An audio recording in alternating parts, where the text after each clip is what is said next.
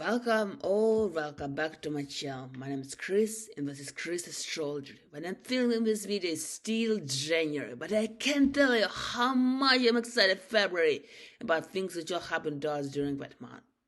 For example, on February 1st, they have Venus moving to Aquarius, which will make us much more unconventional, independent, and free. They will experiment a lot of our originality.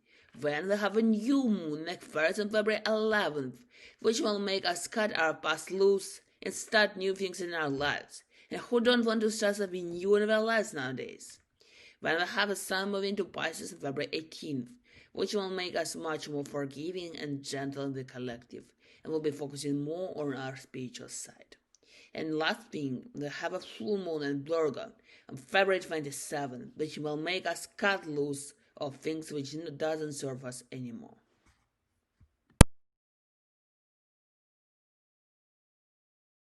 My dear water signs, I can't tell you how much I love you. You were all very soft and gentle people.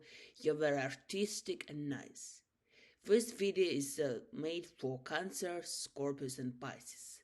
And you can watch it for all your rising sign, your moon sign and your sun sign. So let us first start talking about Cancers and what happens to them during this transit. My dear Cancer, this month will be very important for you because Aquarius is the ruler of your 8th house, a house of occult and your dark side. So what do I recommend you to do? On February 1st, when the Venus moves to Aquarius, I recommend you to book a tarot reading or astrology reading because it has the role of occult and it will be something that you can show your dark side and it will tell you more about your personality and spirituality. What else can I recommend you? If you have a partner, it's also a good day to experiment sexually with them because 8th house is also a house of sexuality.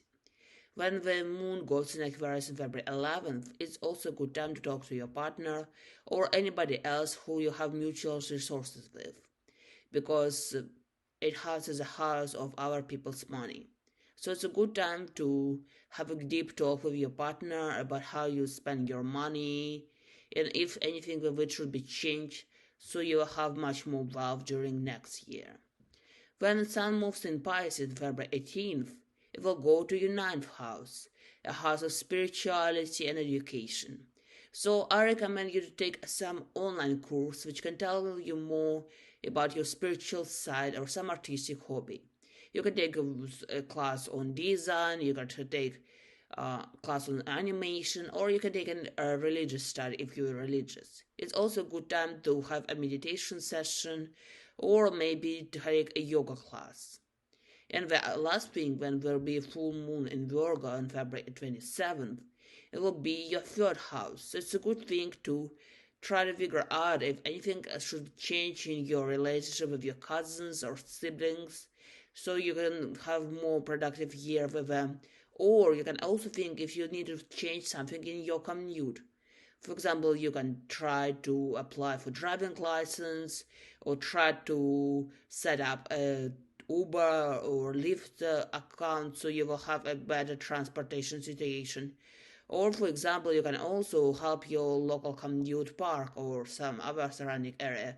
For example, if you have too much trash in your park, you can volunteer to take it away and make your area of commute more beautiful. Dear Scorpio, this month will be very emotional for you because your Aquarius rules your 4th house, the house of your emotions and your family life. So what I recommend you do on February 1st is probably renovate your home to make it more comfortable for you and more soft. You can also try to remember things which were very pleasant for you when you were a child. For example, you can curl up with your favorite blanket, play with your childhood toys, or maybe watch your favorite childhood movie. On February 11th, when there will be a new moon in Aquarius, I recommend you to spend more time with your family, especially your mother, and think for how you can change your relationship so it will be more healthy and productive for your next year. But I recommend you not only have a deep talk or have a lot of arguments, but do something fun. You can go to arcade with your mom, you can cook some nice food, or maybe you can just go on a shopping spree if your area is still open for such things. When it will be Sun and Pisces of February 18th, it will be in your fifth house. So it's a good time to spend it on doing your hobbies. You can try to paint something, draw something, work on your book. You can also spend your time with your family, your children, and your pets, and enjoy your life there.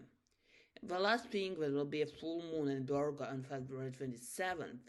It will be in your 11th house, so it's a good time to think about your friendship groups and try to figure out if there's like some toxic people you should cut up from it. Or maybe in the opposite, you need more friends and you should go join some social groups. And the last but not the least, Pisces, yeah, it will be very emotional month for you because Aquarius rules the 12th house, a house of spirituality and high mind. So what I recommend you to do? On February 1st, when Venus goes to Aquarius, I recommend you to book a tarot reading or astrology reading so you can think about your spirituality and your side. You can also pray if you're religious, or you can go to therapy and think of what you should change in your life. On February 11th will be a new moon in Aquarius. I recommend you to think about your personal karma and think which things can probably trouble you from your past life and your childhood, and if anything of which you should let go. It's a good time to work on your shadow side and decide if anything in your life should be changed.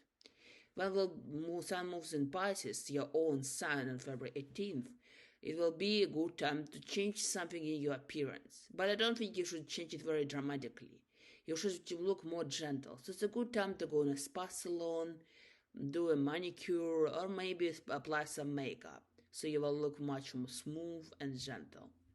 And the last thing will be a full moon in Virgo on February 27th. It will be a good time for focusing on your relationships. A lot of stuff can happen in your life. For example, you can get married, you can get engaged, or you can break up from your previous relationship. Or maybe if you're single, you can find somebody new.